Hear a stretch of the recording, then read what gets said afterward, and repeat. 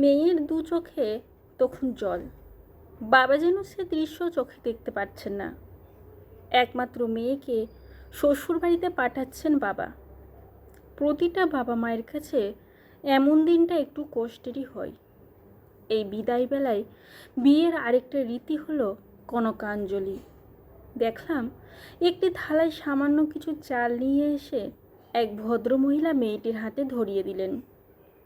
গিয়েছিলাম বন্ধুর বিয়েতে, আমার ছোটোবেলার বন্ধু আবিরের বিয়ের ডেট ফাইনাল হওয়ার পর আবির আমাকে বলেই দিয়েছিল ওর বিয়েতে যেন 4 দিনের ছুটি নিয়ে অন্তত। সেই মতো আমি ছুটি নিয়েই কলকাতা থেকে গিয়েছি মেদিনীপুরে। বিয়ের দিন থেকেই আমি আছি ওর সাথে। পরের দিন বরকনে নিয়ে ফেরার পালা তখন। কনকাঞ্জলি রীতিটা এমনই যা মনকে সত্যিই ভারাক্রান্ত করে তোলে। বাবা মায়ের সব ঋণ শোধ করে দিয়ে মেয়েকে চলে যেতে হবে তার নতুন সংসারে। পাশ থেকে কে একজন যেন বলে উঠলেন, কনকাঞ্জলিটা নেবে কে?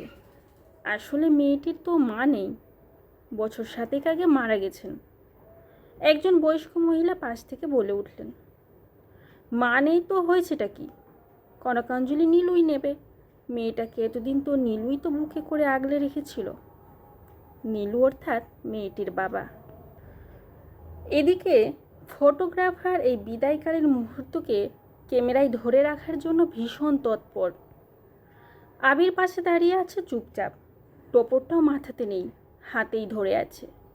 তারপর ওই বয়স্ক ভদ্রমহিলা একটু কাছে এসে বললেন, মিতু কাঁদিস না, সব মেয়েকেই বাপের বাড়ি ছেড়ে শ্বশুর বাড়ি যেতেই হয়, আর এটাই নিয়ম। নে, থালাটা ভালো করে ধর, আর বাবাকে বল তোমার সব ঋণ শোধ করে দিয়ে গেলাম বাবা, এটা অন্তত 3বার বলবি। এদিকে ফটোগ্রাফার ছেলেটি একটু এগিয়ে এসে থালাটা কীভাবে ধরলো ফটোশ্যুটটা ভালো হবে সেই চেষ্টা করছে। হঠাৎ করে আমার বন্ধু আবির বিরক্ত হয়ে বলল, 1 সেকেন্ড, এসব কি হচ্ছে? বয়স্কা মহিলা বলে উঠলেন, কনকাঞ্জলি না, এটা করা যাবে না। আবিরের কথা শুনে আমি তো একটু থমকেই যাই। গতকাল রাতেই বিয়ের মণ্ডপে বসে একটা ঝামেলা পাকিয়েছিল আবির।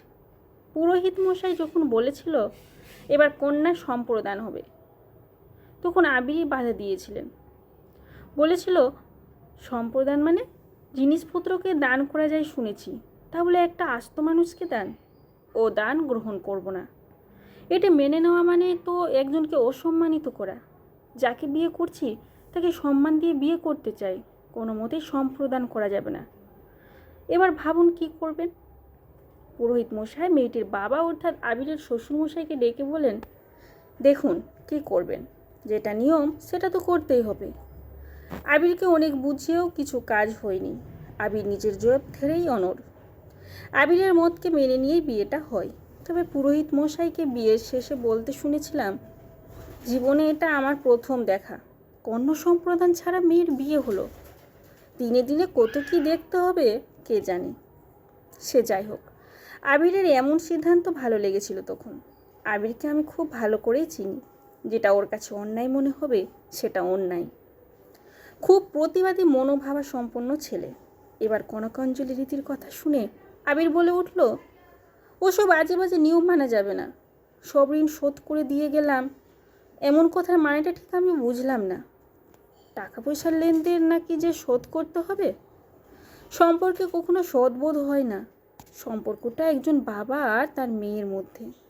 এমন ঋণে সারা জীবন ঋণই থাকতে হয়। জীবনে কিছু এমন ঋণ থাকে যেটা শোধ করতে নেই, সে ঋণ তো জন্ম জন্মান্তরের।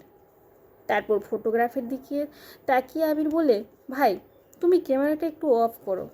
এটা এমন কেন, কোনো সুখকর মুহূর্ত যে তুমি এটাকে ভিডিও করে ধরে রাখতে হবে? এমন কথা শুনে তো সবাই তখন চুপ। আবিরের শ্বশুরমশাই খুব শান্ত স্বরে আবিরকে বুঝিয়ে বলেন, বিয়ের এই রীতিগুলো মানতে হয় বাবা। না বাবা, এই রীতি মানা যায় না। বাবা মায়ের ঋণ শোধ এভাবে হয় না।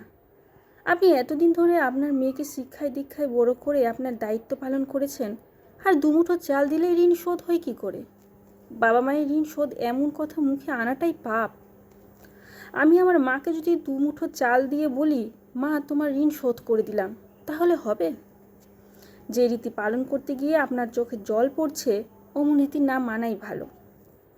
পাশ থেকে বয়স্ক ওই ভদ্রমহিলা বলে উঠলেন, তাহলে কি কনকাঞ্জলি হবে না? দিনে দিনে কি নিয়ম নীতিগুলো উঠে যাবে? আবির প্রত্যুত্তরে বলে, কেন কনকাঞ্জলি হবে না মানে? অবশ্যই হবে। ঋণ শোধ করাটা যদি কনকাঞ্জলি রীতি হয় তাহলে সেটা হবে অন্যভাবে। নিজের স্ত্রীর হাতটা থেকে থালাটা সরিয়ে দিয়ে আবির বলে, এসব কিছু লাগবে না। তারপর শ্বশুরমশাইয়ের দিকে তাকিয়ে বলে, বাবা, আপনি আমাদের দুজনের মাঝখানে এসে দাঁড়ান। এতদিন আপনার এক হাত এ একজন ছিল, আজ দু হাতে দুজন। আজ সকলের সামনে কথা দিয়ে গেলাম, বাবাকে দেখার দায়িত্ব আজ থেকে দুজনের। বাবা মায়ের ঋণ শোধ তো করা যায় না, তাই বাবা মাকে ভালো রেখে সারা জীবন যেন এইভাবেই ঋণী থাকতে পারি।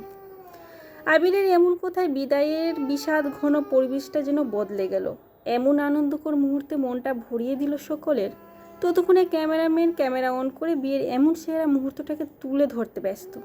এত সুন্দর একটা কনকাঞ্জলি পেয়ে বাবাও ভীষণ খুশি। আমিও সেই প্রথম দেখলাম বিদায়বেলায় কোনো মেয়ে তার স্বামীর হাত ধরে শ্বশুরবাড়ি যাচ্ছে হাসি মুখে।